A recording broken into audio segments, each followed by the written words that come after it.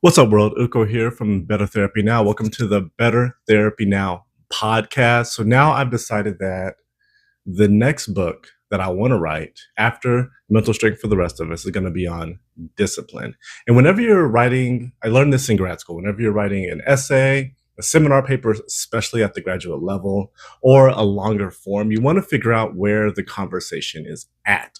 So the last few months, I've been trying to figure out where is the conversation at on discipline, which means that I had to read a whole bunch of books. The first thing that I've realized after reading about 15, 20 books on discipline, really the most popular books that I was able to find is that, and I heard this also on a podcast, on another podcast or an interview or something, that it's not discipline that you're seeing if you see somebody make their bed in the morning, or you see somebody go to the gym every day, or you see somebody write in their journal every day, or do anything that requires any level of discipline. What you're really seeing is habits, and you only need a very small amount of discipline so that you can build a habit. And with that being said, it makes sense that the most popular books in the realm of discipline are not really about discipline directly, but about habits. And there's really two books that stick out for me when it comes to habit. And that is the first book that I ever read about habits, that's The Power of Habit by Charles Duhigg.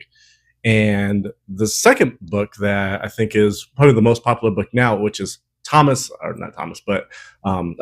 Habits by James Clear. And I'm not entirely sure what I want to do when it comes to the relationship between discipline and habits, but those two books are going to play a huge role. The Power of Habit for me was really essential because it broke habits down for the first time and made it very clear with the trigger, behavior, and then reward or something. No, it's like, I can't remember the organization of it. It's like cue and then behavior and then reward. And trigger is another word for cue. So breaking it down like that, you can kind of almost engineer habits into your life as long as you can understand the difference between those two phases of the habit. But that's almost fundamental when it's compared to Atomic Habits, which takes it a step further and gets, I don't know, maybe more psychological behind what it takes to really build a habit. And when you're building a habit, you really want it to be long term. At least that's, the goal that I want. And what I liked about Atomic Habits is that he talks about coupling the habit that you want to build with an identity. And I think that's really important, is to lead with identity whenever it comes to trying to build a habit. I think the two most common habits that people are trying to build are related to diet, nutrition, and then fitness. Those seem to be the two things that at least come to my mind. But on the flip side of that, I think this is what I do a very good job of building good habits, but I do a very bad job of breaking bad habits. And it's kind of funny because I work in the field of addiction and addiction treatment and behavioral health, and that's all about breaking bad habits. I've tried so many different things to break bad habits, but I feel like willpower has to play too big of a role when it comes to breaking bad habits. I'm beginning to believe that, and I think this is a strategy that I've tried for a while, and maybe it's a bad strategy, maybe it really doesn't work, but it is to have so many good habits that it kind of pushes out all the bad habits. So, for example, if I want to eat healthier, then I buy I only buy food that's going to be good for me, that are acceptable to eat in my diet, and doesn't leave any room for my fridge or even in my diet for anything else. Or maybe even it doesn't leave any room in my budget for anything else. But I like Atomic Habits because it talks about systems. I think he has a quote in there: you don't rise to the level of your goals, but you fall to the level of your systems. So James Clear is all about building systems in your life so that you're kind of optimizing each day with good habits. The next book that comes to mind that is about discipline that really struck a chord with me, but I kind of don't necessarily think it's the best answer for everyone, and it is Can't Hurt Me by David Goggins. David Goggins, if you've seen him on YouTube, he's very, very intense. He's always cursing. He's all about choosing discipline over comfort. But I don't think his method works for everybody because it relies so much on willpower. It is pretty clear that most people don't have the willpower to get themselves where they need to go. And that's why I like the systematic approach, which means that you have to kind of understand yourself, understand your environment around you, and try to engineer certain behaviors into yourself. That's a lot of what happens in individual therapy and addiction treatment.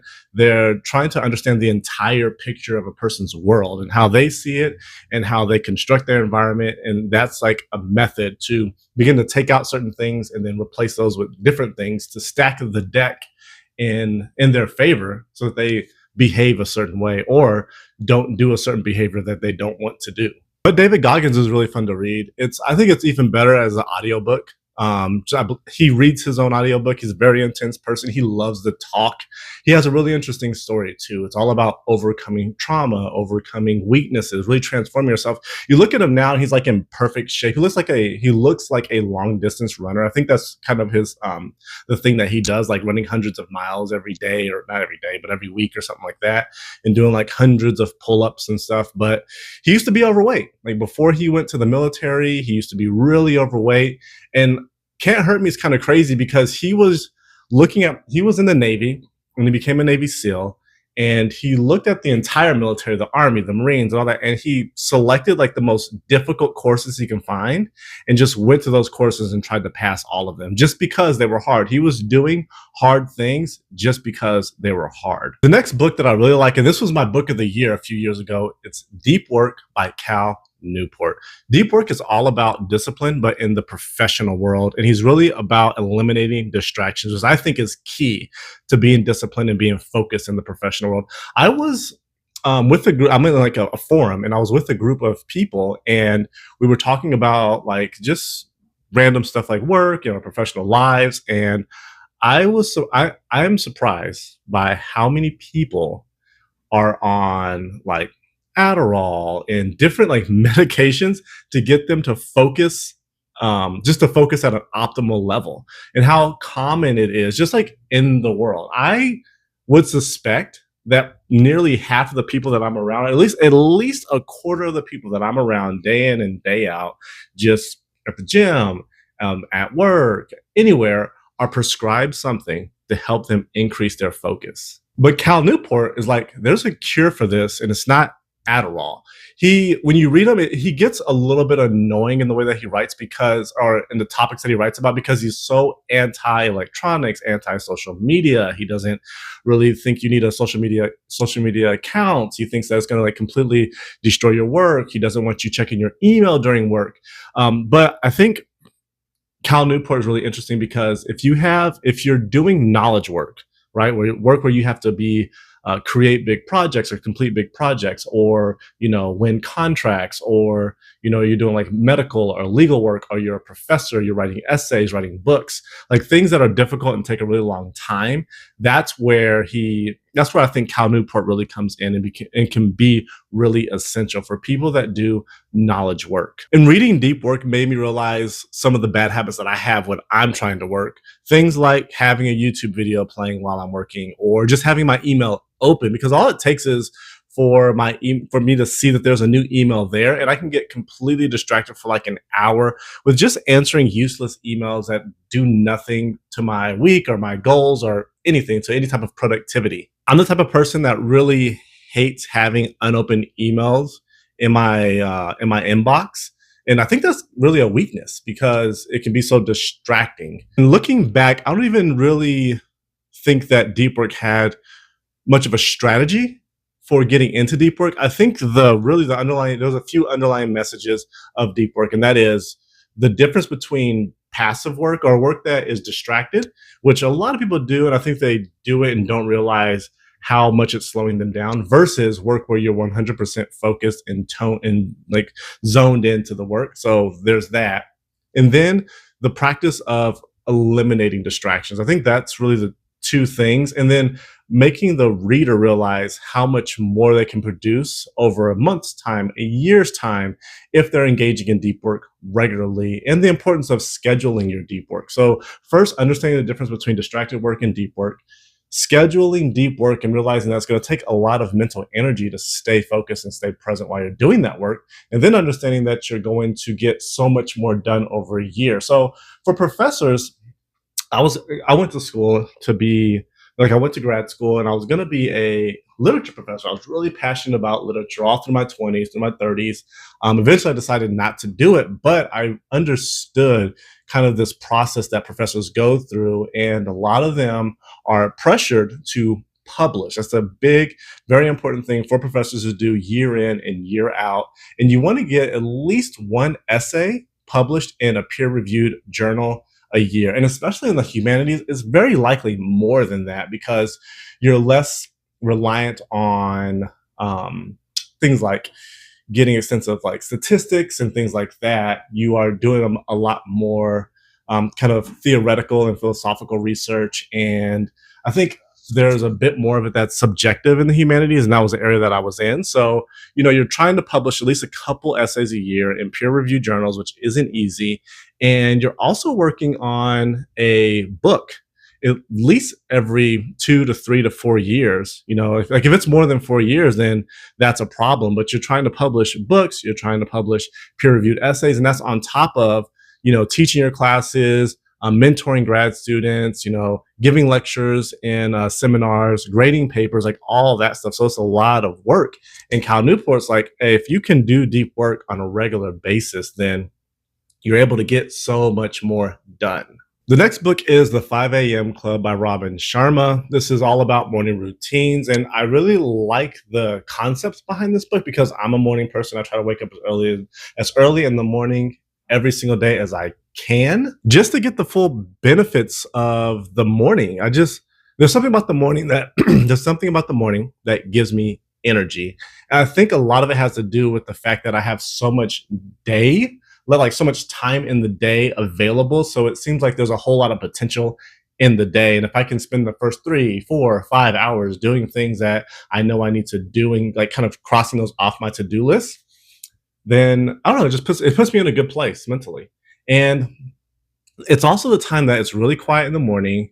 Even my dog's still asleep, and I can just focus better. Like that is the time that I take the most difficult things that I need to do in the week and try to like chip away at them the most in the morning, like 2, 3, 4 hours if I'm lucky, from like 4 to 8, or maybe like 3 to 5 or 3 to 6 or 7. I'm just, sitting right here, just working in the morning. So I'm definitely like a 5 a.m., maybe 4 a.m., sometimes 3 a.m. Morning club person.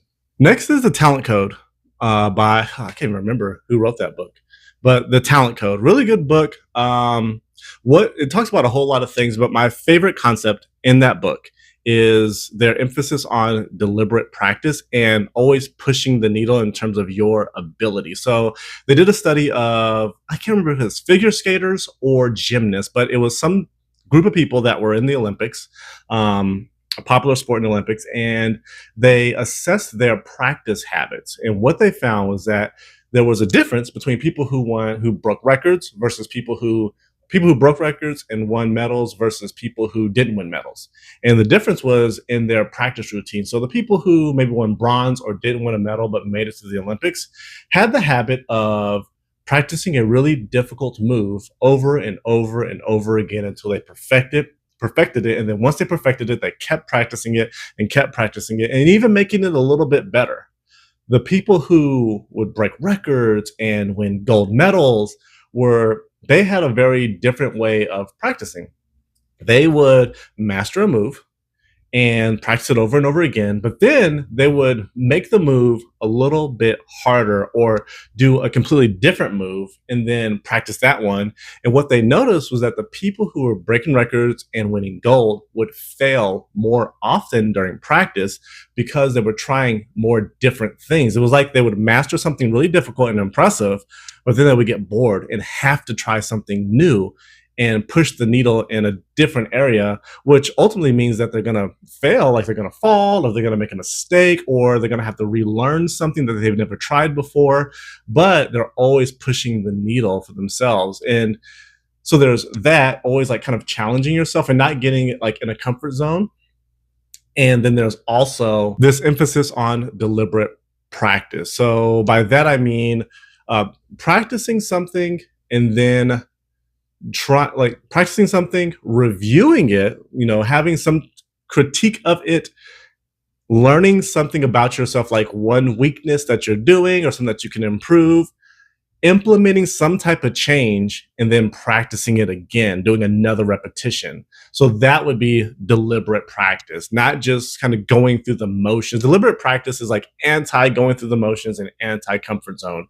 You're always doing a thing, judging it, criticizing it, looking at it and say, okay, I'm messing up here, adding something new to try to fix it, like a sort of experimentation, and then doing it again. That's deliberate practice. So that's where I think the conversation kind of is when it comes to discipline. There's a few things out there that are talked about often that I feel like I want to touch on, but I also want to introduce something new. So there's, habits. So there's habits, and there's kind of the habit cycle or habit, the cue, trigger, reward. There's, different methods like habit stacking and time blocking to build those habits. There is, what else is there? There's things like the Zeigarnik effect. And the Zeigarnik effect is when you start to do something, your mind's going to want to complete that task. So the whole idea of the Zeigarnik effect is, say you want to start writing an essay, and you want to build that habit of working on that essay every day. Well, all you have to do is just give yourself the goal or the task of just working on that essay for 5 minutes. And most likely your mind's going to want to finish that task. You will most likely not only work on it for 5 minutes, but once you reach the 5 minutes, you're going to work on it for 20 minutes or 30 minutes. And that's kind of the idea of the Zeigarnik effect. Basically, to just start something and give yourself a very small goal that's easy to accomplish in terms of spending time doing something. So there's that. There's a concept of mastery and deliberate practice, which are closely related. The fact that you have to do deliberate practice over and over again for a period of years to attain mastery, which is very much in the conversation of discipline. There's a role of willpower, and to what extent do we need to use willpower to, I guess, implement discipline into our lives? And should there be a big role for willpower, or should there be a very small role for willpower? And then there's the, I guess, differentiation between habits and discipline. The idea that you only need a very little the idea that you aren't seeing discipline when somebody is doing something productive, like going to the gym or eating really healthy. What you're seeing is a habit, and that you only need a small amount of discipline to build that habit. Also, the concept of time management when it comes to discipline. I think time management plays a huge role in discipline because you want to block out pieces of time in your day where your willpower is at its highest level. So there's this concept of ego depletion, which is that willpower is a finite resource. There's times in the day when your willpower is going to be its highest, so you'll be most likely to resist certain things and do certain things that you normally wouldn't do, and specifically things that require willpower. And then later on in the day, for most people, you'll be much less likely because your willpower will have reduced. This is why the morning for me is so essential. And I think it's really interesting that when I was younger, the evenings and late night were kind of the times of day when I was most productive and most, I guess, studious, you'd say. And now it's in the morning when my willpower is at its height and when it's like the strongest and I'm more likely to do. Like, I eat healthier in the morning. I eat less in the morning. I'm less likely to watch TV. I'm less likely to just like waste my time. I'm more likely to go to the gym. That's when I like to go to the gym the most. I guess when it comes to the gym, the morning is better too because there's less people. Like, knowing, like, if I get off work and I'm going to the gym at like 6 p.m., I know that it's going to be like a zoo in there. And that's like another thing that prevents me from wanting to go to the gym. Also, when it comes to discipline, I kind of think, what do people need? Like, do they need a book? Do they need an audiobook that they can just listen to? Which I think can be useless for most people, because a lot of the times things like that, like if you're reading something like The Psychology of Money or I Will Teach You to Be Rich, you'll be motivated to do something for a little bit, but the book is so short-lived that motivation doesn't really last. Like, motivation is finite.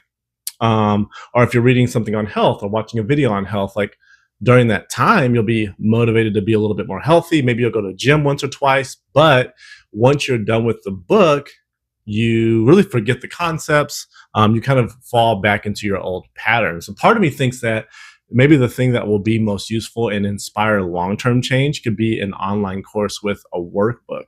But I think overall, the reason why I like online courses is because, one, it has different components that can engage people with different learning styles. So it'll have like a video component. Like I got the 14, I think it's 14-day filmmaker course recently. And then I think that's probably the only online course I've ever gotten. But it's cool because like, and courses like that are cool because it can come with a workbook, so it can have like practical exercises.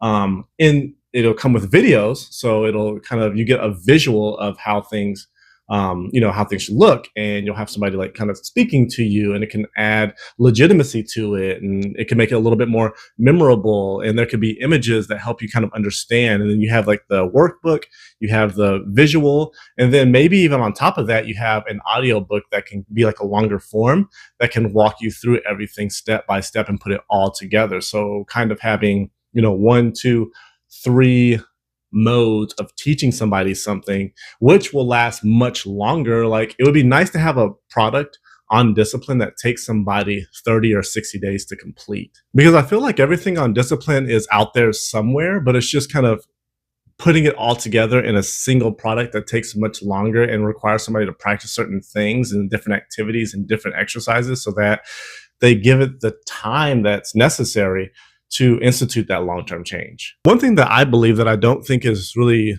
advocated for as much or talked about that much is the idea that consistency is more valuable than intensity. I think a lot of people, and the gym is really a good one for this, dieting is a really good one for this, but people get really intense in these areas, and they'll go and they'll just stop eating. Like they'll just eat lettuce every single day for like a week or 2 weeks or a month, and then they'll just go back into their old habits, right? Really, really high intensity in the diet, but no real consistency.